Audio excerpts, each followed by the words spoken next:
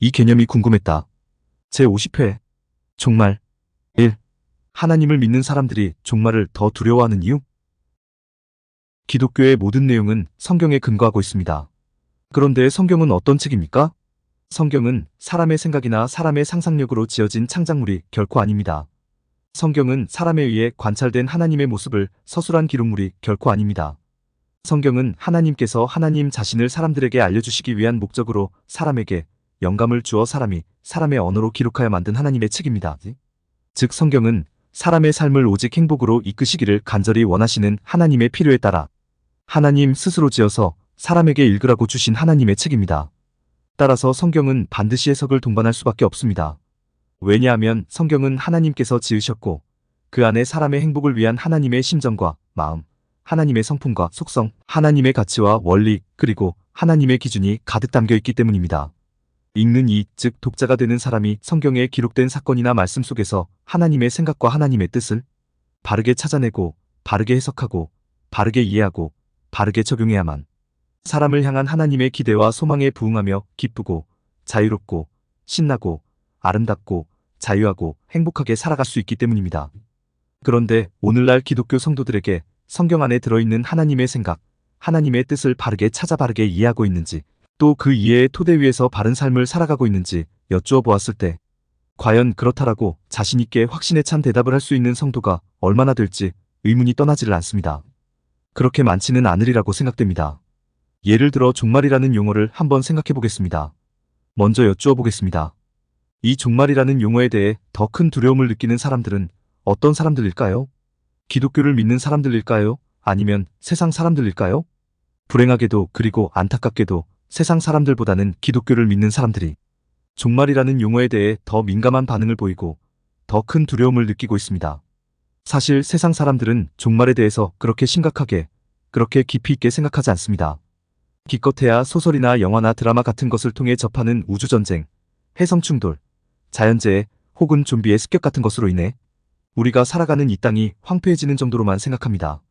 그것도 지금 당장 일어날 일이라고 생각하지도 않습니다. 설령 언젠가 일어난다고 하더라도 반드시 그 누군가가 살아남아서 인류의 존재 자체가 사라지는 일은 없다고 생각합니다. 왜냐하면 소설이나 영화나 드라마가 다 그런 희망의 메시지를 담기 있기 때문입니다.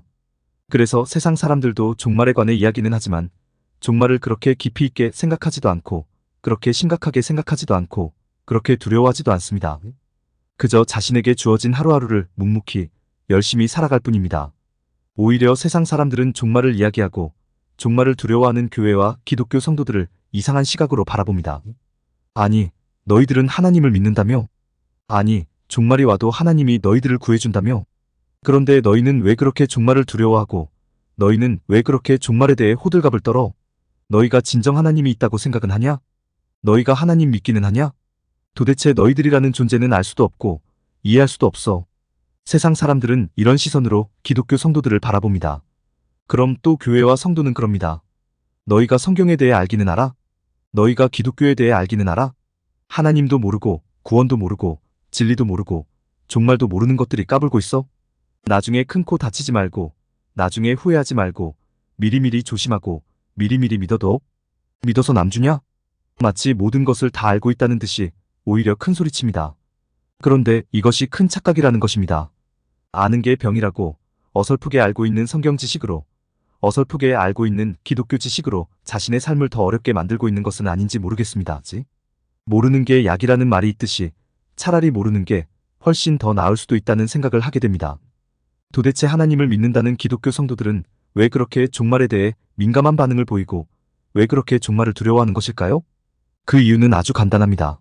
종말에 대해 다 오해를 하고 있기 때문입니다. 성경이 말하는 종말, 기독교가 말하는 종말에 대해 다 오해를 하고 있기 때문입니다. 마태복음 24장 3절, 또 주의 임하심과 세상 끝에는 무슨 징조가 있사오리이까라는 제자들의 질문이 있습니다. 이 질문을 다 종말에 관한 질문이라고 생각을 하고 있고 이 질문에 대한 예수님의 대답을 다 종말의 징조라고 생각하고 있기 때문입니다.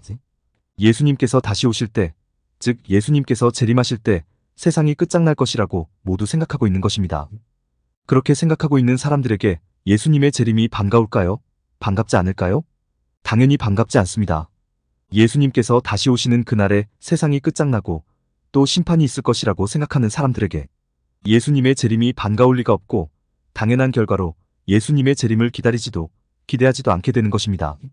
말로만 예수님을 사모하고 겉으로만 예수님을 사모하지 그 예수님의 재림을 간절히 기다리고 간절히 소망하는 사람은 거의 없을 것입니다. 이처럼 기독교를 믿는 성도들은 예수님의 재림과 종말을 두려운 것으로 여기고 있고 자신이 사는 동안에는 결코 그 일이 일어나지 않기를 간절히 바라고 있을 뿐입니다. 그런데 더욱 심각한 문제는 기독교를 믿는 성도들의 이런 연약한 마음을 이용해서 기독교로 가장한 이단들이 판을 치고 있다는 사실입니다. 세상에 종말이 찾아와도 살아남을 수단과 방법이 있다고 성도들을 미혹합니다. 일정한 자격과 일정한 조건을 갖추고 있으면 세상에 종말이 찾아와도 아무 문제가 없다고 성도들을 미혹합니다. 그리고 미혹에 넘어간 성도들을 착취해서 오로지 자신들의 유익과 이익만을 추구하는 못된 이단 집단들이 판을 치고 있다는 사실입니다. 그로 인해 성도 본인의 불행은 말할 것도 없고 온 집안이 쑥대밭이 되어버리는 결과를 우리는 우리 주변에서 아주 심심치 않게 목격하게 됩니다. 이 모든 것이 성경에 대한 오해, 성경에 대한 그릇된 해석에서 비롯된 것임을 결코 부인할 수 없습니다. 성경은 하나님의 책이기에 하나님의 관점에서 읽고 하나님의 관점에서 해석해야 하는데 죄적 기준, 죄적 가치, 죄적 원리에 사로잡힌 사람의 관점, 즉 죄인의 관점에서 성경을 읽고 성경을 해석하니까 왜곡이 일어나고 기독교의 가치가 변질되고 성도의 삶에 불행한 결과를 가져오고 오히려 세상으로부터 욕을 먹게 되는 것입니다. 그렇다면 성경이 말하는 종말, 기독교가 말하는 종말은 과연 어떤 의미일까요? 조금 전 살펴본 바와 같이 마태복음 24장 3절 또 주의 임하심과 세상 끝에는 무슨 징조가 있사오리이까라는 말씀에 세상 끝이라는 표현이 있었습니다. 또 요한복음 6장 39절로 40절 나를 보내신 이의 뜻은 내게 주신 자 중에 내가 하나도 잃어버리지 아니하고 마지막 날에 다시 살리는 이것이니라. 내 아버지의 뜻은 아들을 보고 믿는 자마다 영생을 얻는 이것이니 마지막 날에 내가 이를 다시 살리리라라는 말씀에는 마지막 날이라는 표현이 있습니다. 세상 끝이라는 표현, 마지막 날이라는 표현처럼 마치 종말의 때를 암시하는 것 같은 말씀들이 성경에 많이 기록되어 있는데 성경이 말하는 종말, 기독교가 말하는 종말은 과연 어떤 의미이냐는 것입니다. 그것을 살펴보기에 앞서 우리가 일반적으로 생각하는 종말에 대해 먼저 살펴볼 필요가 있습니다. 여쭈어 보겠습니다. 종말이라고 그럴 때 여러분들은 이 종말이 무엇의 종말이라고 생각을 하십니까? 대부분 인류의 종말, 시간의 종말, 지구의 종말이라고 생각하실 것입니다. 그 종말의 때에 하나님께서 하나님을 잘 믿은 사람들만 골라서 하늘나라로 옮기는 것이라고 생각하실 것입니다. 그러기에 종말을 두려워하는 것입니다.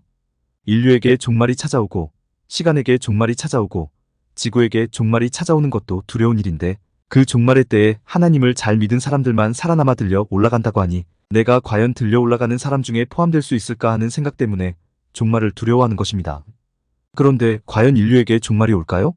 과연 시간에게 종말이 올까요? 과연 지구에게 종말이 올까요? 여러분께 한번 여쭈어 보겠습니다. 인류를 누가 지으셨습니까? 하나님께서 지으셨습니다. 시간을 누가 지으셨습니까? 하나님께서 지으셨습니다. 우리가 사는 이 지구를 누가 지으셨습니까? 역시 하나님께서 지으셨습니다. 하나님께서 지으셨고 하나님께서 사랑하시는 이 인류, 이 시간, 이 지구에 종말이 찾아오면 되겠습니까? 되지 않겠습니까? 되지 않습니다. 만약 종말이 찾아온다면 하나님을 전능한 하나님이라고 할 수 없습니다. 아니, 자신이 지은 것도 제대로 못 지키는 하나님, 자신이 지은 것도 제대로 유지하지 못하는 하나님을 어떻게 전능한 하나님이라고 할 수 있겠습니까? 할 수 없습니다. 따라서 세상 끝이라는 표현, 마지막 날이라는 표현이 무엇인가의 종말을 의미하는 것이기는 하지만 그 종말이 인류의 종말이나 시간의 종말이나 지구의 종말을 의미하는 것이 결코 아니라는 결론에 이를 수 있는 것입니다. 제가 이렇게 말씀을 드리면 인류의 종말, 시간의 종말, 지구의 종말이 하나님으로부터 찾아오는 것이 아니냐고 반론을 제기하실 분들이 혹 계실 수도 있습니다. 요한계시록에 보면 나는 알파와 오메가라는 말씀이 있고 나는 처음이요 마지막이라는 말씀이 있는데 사람이 워낙 패역하게 살아가니까 하나님께서 이 인류, 이 시간, 이 지구에 종말을 가하는 것이 아니냐고 반론을 제기하실 수도 있습니다.